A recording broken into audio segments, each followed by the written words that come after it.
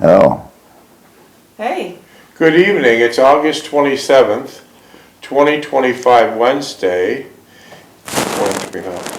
It's my distinct honor and pleasure to be speaking with Mr. John J. Jeckovich. How are you doing today? Very good, very good. Cold, very cold. You're looking well.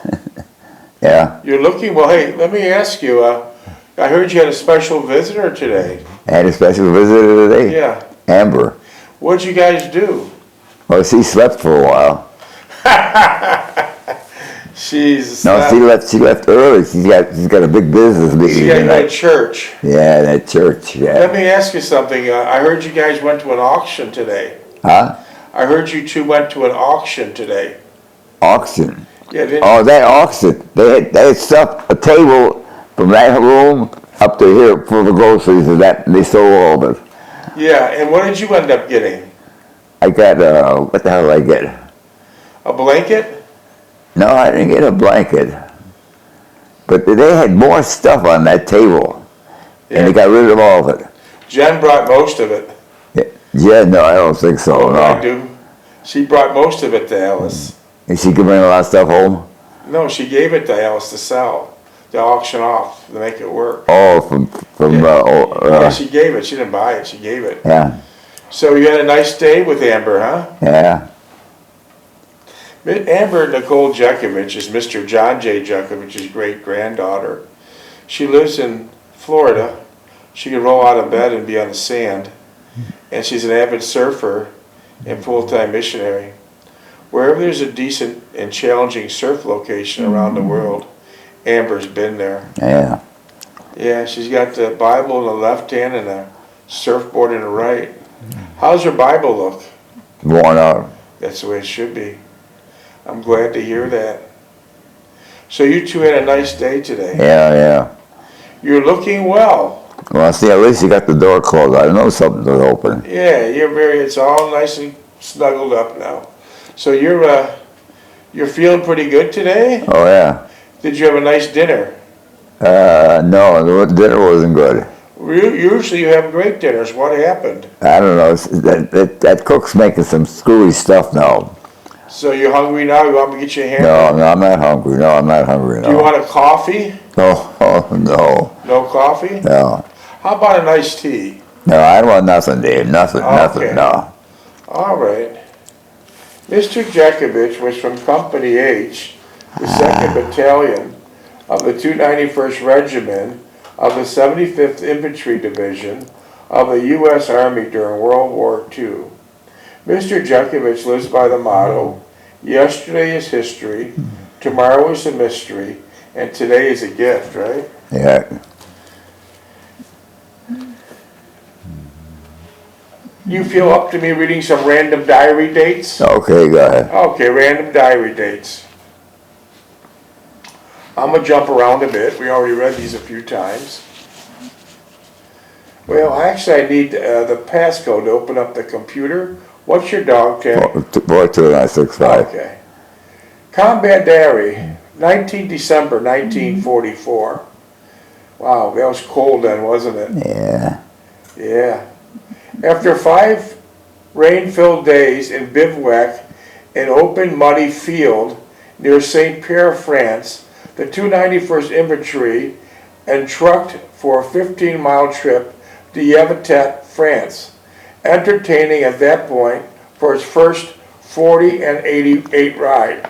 Train number 5, comprising of the 1st and 2nd Battalions, were loaded to capacity. The train was holding the 3rd Battalion and special units was just crowded with as much space occupied by equipment and rations. How are those train rides? Well, they're old-fashioned trains. And they were like cattle cars, right? Yeah, yeah. Once the door was closed, you had no light, right? No. Yeah. Following a 2-day ride, the 291st troops reached their destination in Belgium. Brand little. That's you. That was a 2-day ride. Yeah. I didn't think it was that long, Mr. Jeckovich. And so let's just describe the cattle cars again. They're sealed cars, and it's nothing open. You're inside, completely covered, right? Covered. The train ride. The train ride, were they open or enclosed? Well, you could close the front door, slide it. With the sliders, you could slide the door, and you're inside, you're closed. And was it really At packed? least you keep the draft out, yeah. Was it really packed? Huh? Was it really packed with soldiers? Oh, yeah, they were jabbing them all over to get them out of here. And you thought that was not a good idea for the Army to pack the soldiers in like cattle, right? Well, they wanted to get them out. Yeah, okay. Following the 2-day ride, the 291st, which is Mr. Jekovich's troops, reached their destination in Belgium. With the Germans threatening in Ardennes following their breakthrough, the 291st men could foresee immediate action for themselves. So you know when you got off the cattle car trains that you're going to be in the war. Yeah. Well, the Germans are on top of us now. Yeah, they're right there. 21 December 1944. At 900 hours on the 21st of December, the troop train of 40 and the 8s pulled into the station at Bilsen, Belgium. 1st Battalion troops detrained here, and a brief march was made to the neighboring town of Marsensland, where billets were secured for the night. Do you remember what kind of billets you had? Well, they keep the people in the houses down in the basement and take the houses over. Our 291st troops billeted for the night in the Belgian towns of Tongres and Hoslet. The hospitality of Belgian people were impressive. If you had to take over a house, you didn't kick out the families, did you? Huh? If you had to take over a house, the Army didn't kick out the families living in Trying it. to put them down in the basement. Okay. The next day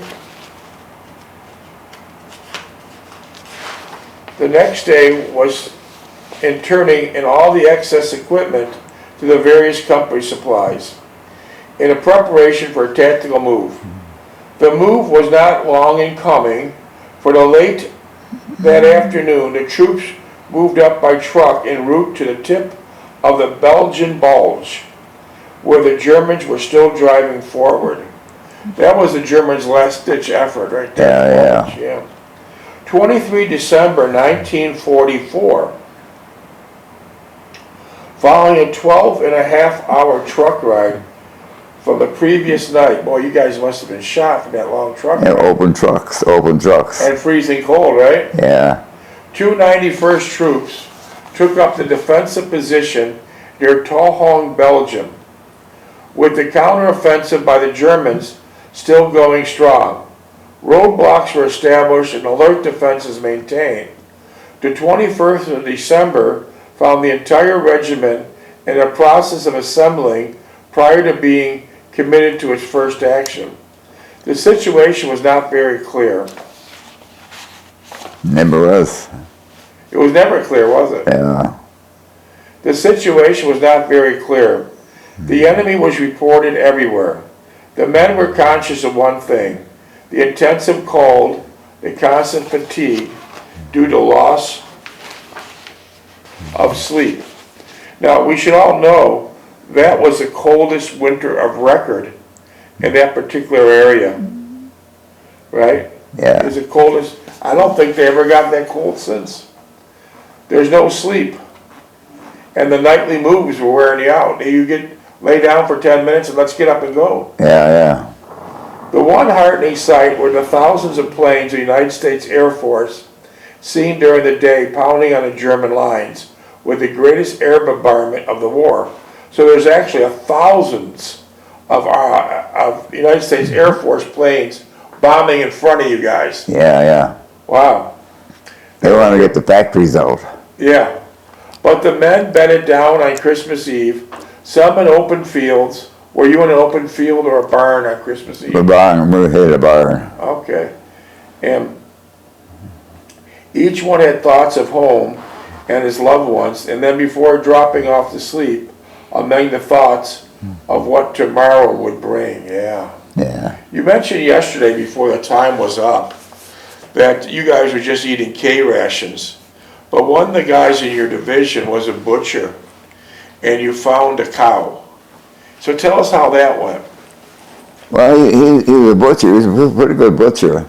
And so tell us how it went. They shot the cow opened them up, and there's a little calf inside here still alive. No kidding. Yeah.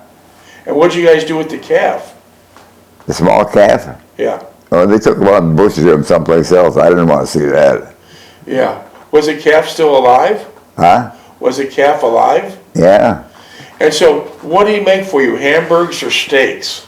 Steak, make steak out of that, yeah. And do you remember how he cooked it? Where was the grill? Would you have a grill or a flame? Well, he used the army stuff. The cooks were there. They had the facility. Oh, so he passed it over to the army stuff. Yeah, they had to give it to the chefs. Do Yeah. you remember actually eating that steak? Oh, yeah. And was that probably the first steak you had in years, right? Oh, yeah. Tell us how it tasted. Well, it was done well. The cooks are good. Army cooks are real good. Did they have seasoning? All right? Did they have seasoning? Salt and pepper? Oh, yeah. What did you eat with the steak? We had potatoes, mashed potatoes. So that must have been extremely fresh steak that you just killed it at 9 o'clock. Yeah. So how big of a steak did you have? I'm very interested in it. I would say it would be about 1.5 inches. But how big? Like that, about that big. So you had a good meal. Well, you had to distribute it all over. So was that cow enough to feed to all the troops there? What? Was that cow that your friend butchered, was that enough to feed all the troops? No. About 50 people maybe? Well, the people that got the food were lucky, yeah. So you were lucky. Yeah. That's an interesting There story. wasn't much food there then. That's an interesting story. Hello. You're looking very nice today. Okay, here we go. Christmas Day, this is Mr. Jeckovich's diary. Christmas Day, 1944. Christmas 1944 found the 1st Battalion dug into Sommelius, Belgium. 3rd Battalion units and a regimental CP were in the same town, but with the rest of the regiment in the Corps Reserve. 2nd Battalion was moving up to Verlaine and near Marche, preparation to attack the enemy outpost, lines near Rochefort. Christmas 1944 went the same way as every other day here, except that most of the units had the late turkey dinners received their first cigarette ration. So let's talk about that for a minute. Christmas Day, you're in a field, right? Yeah. Cold as hell. Well, we got in the barns. We got in So the we got in the barns. barns. Yeah. Christmas Day, you're in a barn/field. And the Red Cross, as you mentioned your cigarettes, the Red Cross passed out to the soldiers cigarettes like candy bars, right? Yeah. And then when they passed out a lot of cigarettes to you, what did you do with Give them? them my buddies. I didn't use them. You gave it to your buddies. Yeah. Okay. Okay. And you remember that turkey dinner? Huh? Do you remember that turkey dinner? Oh, yeah, the cooks, army cooks did a good job. So the day before on Christmas Eve, one of your buddies killed a cow, so you had steak on Christmas Eve, and on Christmas Day you had turkey dinner. Yeah. That's pretty good. Okay, 26 December 1944. On the afternoon of the 26th E&F Company's 291st Armored Infantry rode 2nd Armored Division tanks and attacked the enemy outpost near Rochefort, Belgium. On the second night of the 22nd Battalion, units engaged in their first real attack, going after the supply road junction at Rochefort. Despite the fact that the troops were forced to withdraw later that evening, a credible job was done under the first baptism of a fire. That was really the beginning of it all. Yeah. Wow. The cold weather was the worst enemy than the Nazis, and frostbite trench foot cases increased. So, let's point this out. During World War II, you were shot in the shoulder by a sniper, beat up, stabbed, bombed, you still have shrapnel in your body, trench foot and frostbite. Yeah. What else? Did I miss something? Did I miss- lost a hip. Okay. But that frostbite, right this very minute, you're suffering. 7 is 7 on a 7 Pain right now. level 7. Yeah. So since you're a 19-year-old boy, that frostbite has been with you, haunting Rest of my you life. all your life. Yeah. Do you think it'll ever improve? Yeah. Is there anything you could do to improve it? Well, they could get dope you up. I don't want to get doped up. Yeah, by the way, Mr. Jeckovich never took a prescription or a vitamin in his life, so he's not gonna do anything about that. Keep in mind, we learned thousands of things from World War II. One of the minor things we learned, say if you're out skiing this winter and you believe you're getting frostbite, do not run in the lodge and sit by the fireplace. That's the worst thing for it. Make yourself a snowball and rub it on the frostbiting area you suspect. You'll get the blood circulating again. We learned so much from World War II. The cold weather was worse enemy than the Nazis, and frostbite and trench foot cases increased. But despite almost unbearable weather conditions, the morale was surprisingly high. Why do you think the morale was so high? They weren't fighting. They were screwed up at the barn someplace. Okay. And how did he keep his feet from getting, how would you prepare your feet every day to keep them from getting frostbite? How would you prepare your feet during the Battle of Bulge to prepare your feet so you didn't get frostbite?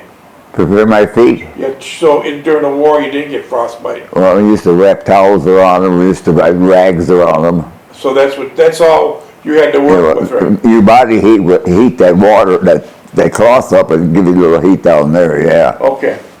Diary. 13 and a half minutes. Huh? 13 and a half. Diary, 29 December 1944. Valchamon, Belgium. In this little shell-scared Belgium town, oh, I should mention, some guy is flying in from California. He's got a museum, World War II museum in California, and he wants to interview you. You up to that? Oh, yeah. Are you up to that? Yeah. Okay. We'll make arrangements by tomorrow. 1st Battalion got into the initial taste of combat, relieving elements of the 7th Armored Division during the night. 1st Battalion troops took over the defensive position of the town. Wow. Look at that cross they put up with the ammo boxes holding it up. Yeah, yeah. Did you see that? Yeah, I saw that, yeah. I'll be damned. Okay. Manhay. Following a 10-mile march over ice-covered roads, enemy artillery and mortar fire brought the battalion to its first casualties. The 3rd Battalion, taking up defensive position near Manhay, also encountered heavy enemy shelling. The morning of the 30th found the infantrymen sweating out the daybreak hour, the favorite time for Jerry attack. So during the daytime is when the Nazis like to attack, right? Well, they attack at night, too. Yeah, okay. Everything was nice and quiet, but at 10 that morning, the 1st Battalion area, the Germans began a merciless artillery and mortar shelling. But this was nothing to the New Year's Eve salute that artillery guns unleashed on the Haney's. Wow. Let's see. Wow. 1 January 1945 diary. New Year's Eve day, 1945. Not much to celebrate. The intense cold and fatigue was beginning to tell. In foxholes now for 4 days, the men began to complain of a lack of feeling in their hands and feet. Frostbite. Yeah.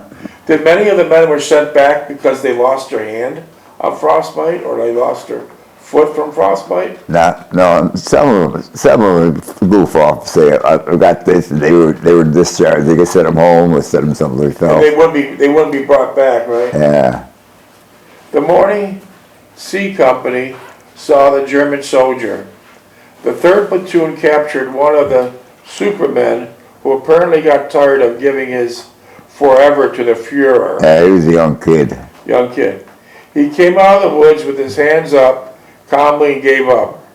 I Company, 291st Infantry, was ordered into the town of Manhay and there took up a defensive position around the town. During the stay at Manhay, the company received its final casualties. Did you want a coffee? No, no, no, Is no. there any back staff behind me? I'm gonna Yeah. order. No, Okay, we no, don't need no. any coffee. Okay. He doesn't want one, but thank you. Okay, 5 January 1945 diary. This day we saw the regiment pull back and move on to Crepe Spa, Belgium, for the well-deserved rest. The troops drank the local beer and bargained for wine and schnapps. Weapons were clean and equipment readied for the next assignment, which the men knew would not be long in coming. 9 January 1945 diary. Following a 3-day rest of baths, clean clothes, and hot meals, the regiment left Crepe Spa in the early hours of the evening of January 9th. Marching for 11 hours. Marching for 11 hours. Yeah. I Holy. don't know why they didn't have trucks or something for those guys. Over 22 miles on icy road and knee-deep slow.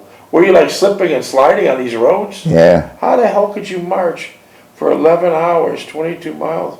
Regiment round at Bassy, Bordeaux, Belgium at 0500 hours. There's no officers there or nothing. Oh, so no officers at all?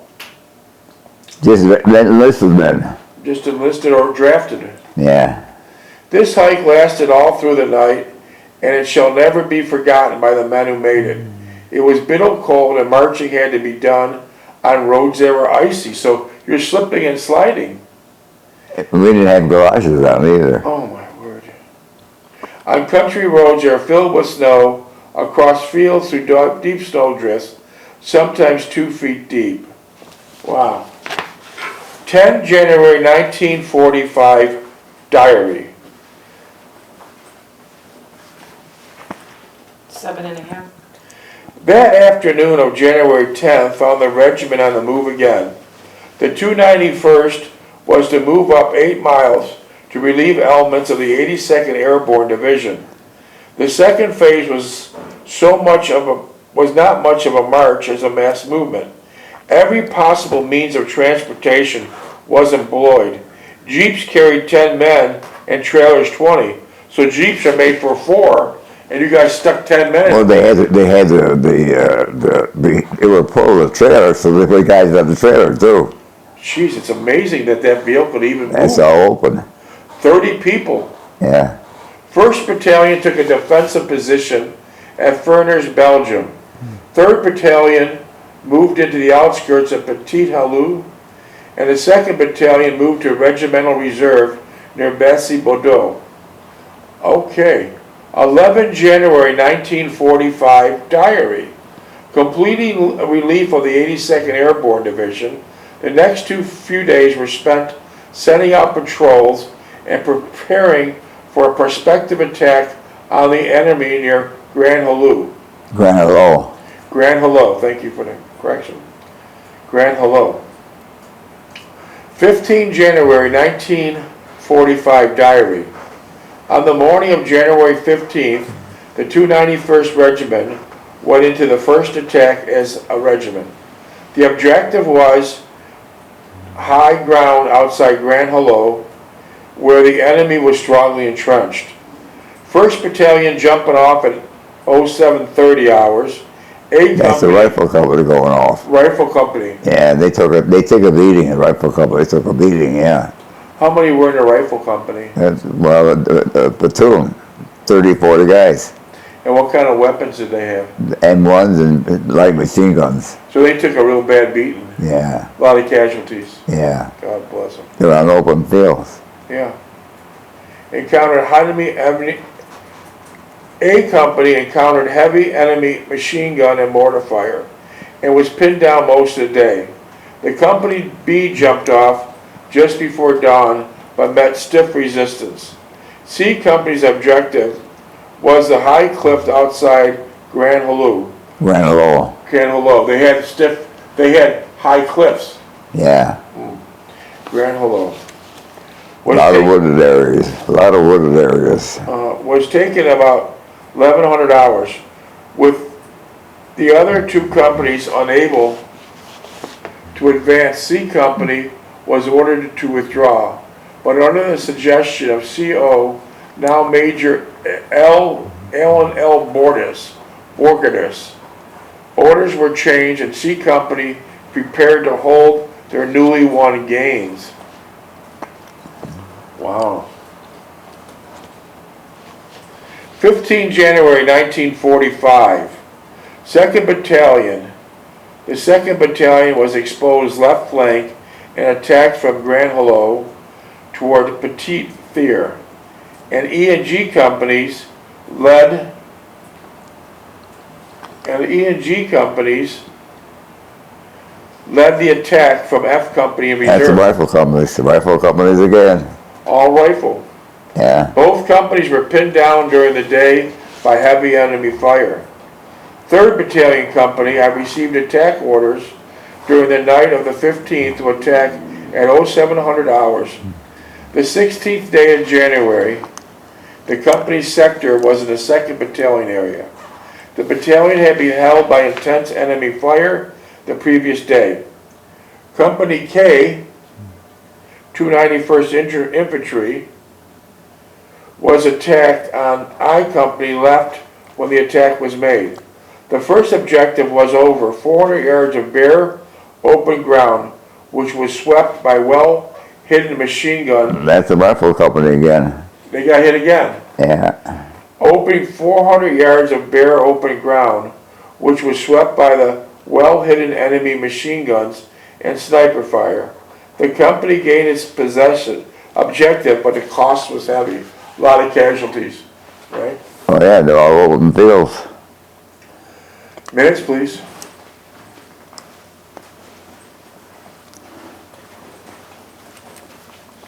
Just under 3. 16 January 1945 diary. The entire 1st Battalion resumed the attack on the morning of the 16th. The Germans had fallen to previously prepared positions. An assault against these positions by Company B were determined resisted.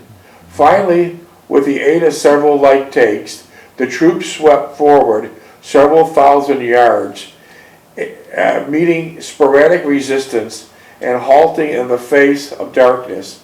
The entire battalion was able to advance this day on toward Ville des Bois.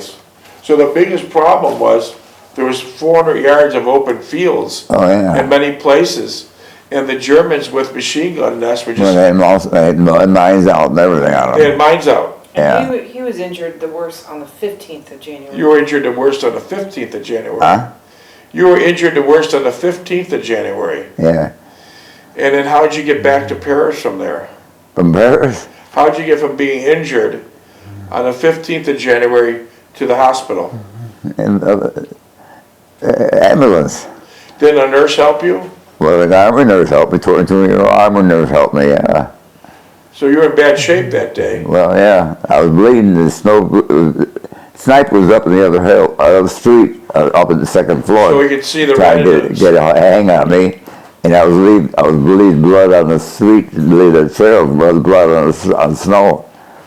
Were you getting lightheaded? Huh? Were you getting lightheaded for loss of blood? No, I wasn't out there long. She came on and grabbed me. The nurse came on and grabbed me. And then from there you went to Paris. When they shipped me out to Paris, yeah. Did you think it was all over with then? No, I figured I'd be there for a while, and So when you got first hit- chance they got to send me back. Where'd they say you were? Huh? Where did they say you were when they sent you back to fight again? Did you say they were fit for duty, they told you? They didn't tell me nothing. You watch the shipping list every day. If you're on a shipping list, you go. Regardless, yeah. Yeah. Minutes? 30 seconds. But when you got hit and you're laying in the snow bleeding, did you think it was over with? You think you were dead? No, I didn't think of that. So no. you just kept fighting? No, I just figured I didn't think I was bleeding that bad, but I knew I had to get out of there because I would be losing too much blood. And then, That nurse grabbed me and pulled me in. and did she give you blood immediately? Huh? Did she give you blood? No, she had a doctor there. The doctor gave me the blood. Okay. 5 Medic. seconds. Wow, We'll pick this up again tomorrow. that's an amazing